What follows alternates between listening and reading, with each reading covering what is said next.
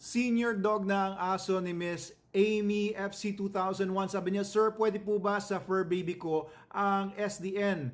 Kasi po RC po siya for adult 8 plus." Tapos sabi niya sa next comment niya, 10 years old na kasi daw yung dog niya. So siguro concerned siya kasi senior dog na yung aso niya. And of course, na totoo na senior dogs, I consider senior dogs mga 8 years old pataas. Ayan po, meron na silang mga special needs. Parang tao din, pagka umabot ka na ng senior citizen, ay kailangan mo nang maging very specific sa inyong diet. 'Di ba? Ganon din sa mga dogs. Anong mga kailangan ng mga aso sa nutrition nila na special compared sa nutrition ng mga younger dogs? Okay, ang pinag-uusapan natin dito ngayon muna is SDN42, yung original recipe natin or initial formula natin. Yung original formula, hindi pala initial formula. So ito po ay mataas ang protein, and yan po ang kailangan actually ng mga senior dogs. Alam niyo, kahit sa tao, no, mga senior dogs ay mas mabilis ngayon o mas hirap sila na mag-maintain ng muscle mass. Okay, when you reach a certain age, kahit na nag-exercise ka, no, hindi kagaya nung bata ka, mas mabilis mag-waste away ang muscles. Ganon din sa mga dogs. Kaya kailangan po talaga ng mga senior dogs ng pinakamagandang quality ng protein. Ito po, SDN42, ang may pinakamataas na protein sa lahat ng mga dog food formulas. 42% minimum crude protein, and hindi siya galing sa soya. Hindi siya galing sa mga legumes or mga peas. Galing po sa animal meats yung protein dito. Hindi po tinipid. Hindi po murang klaseng protein. Kasi pagka yung mga galing soya lang yung protein, medyo mahina siya pagdating sa mga essential amino acids. And as you know, essential amino acids, kailangan makuha yan ng aso from external sources, and yan po ang nagbe-build naman ng protein. Okay, yan ang basic units ng protein. So, kailangan ng aso ninyo mataas na protein. Number 2, yung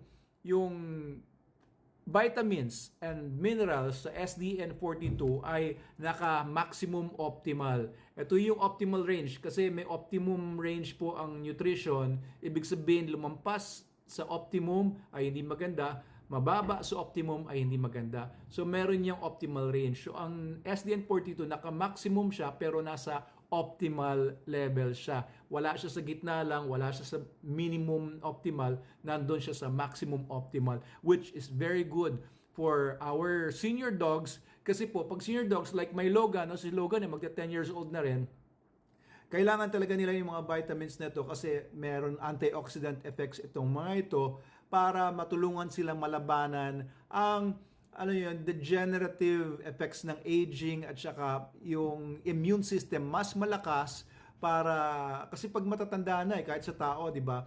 Pag mapasukan ng sakit, nahirapan na yung immune system na labanan. Yung iba-ibang mga viruses, iba pang mga infections, parasites. So, ang maganda dito sa SDN, talagang masusuportahan niya yung immune system ng aso ninyo. And of course, then, pagka tumatanda na, sumasakit na yung mga kasukasuan, mga joints. So, this is very good, no? Nakita nyo sa mga ilang mga dogs natin, kagaya si Rigor, yung may hip dysplasia, joint problems yan.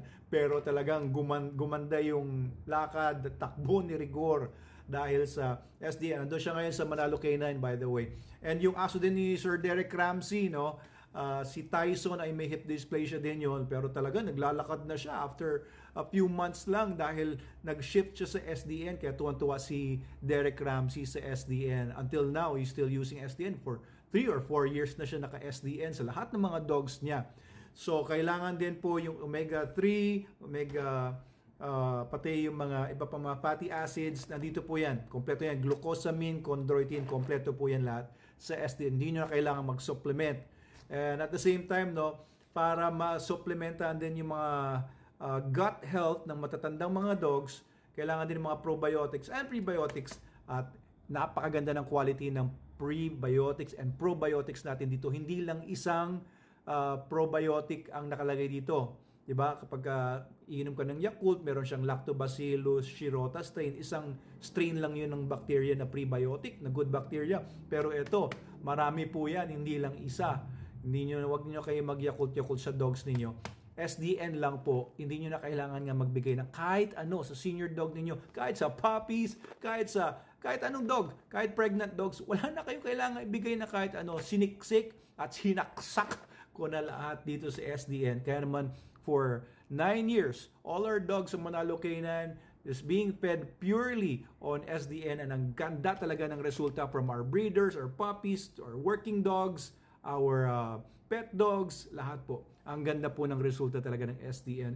So, pwede po ito, Ma'am Amy, hindi po kayo magsasayang ng pera compared sa kung bumibili kayo ibang dog food na sinasabi nila maganda daw sa ganito, maganda daw senior dog, ganyan-ganyan. Pero kung titingnan nyo naman yung ingredients list niya, makikita nyo naman yung ingredients list din sa likod. Puro grains like corn, wheat, soya, at mga beet pulp, mga rice bran, mga fillers lang po yun or extenders. It has little or almost no nutritional value sa mga dogs at nagpapabigay pa nga ng problema kung puro starches, kung puro sugars. Kasi yung mga starches, yung mga grains, ang taas ng carbohydrates niyan na na-convert lang naman mostly into sugars sa katawan, and it's basically parang siya, empty calories.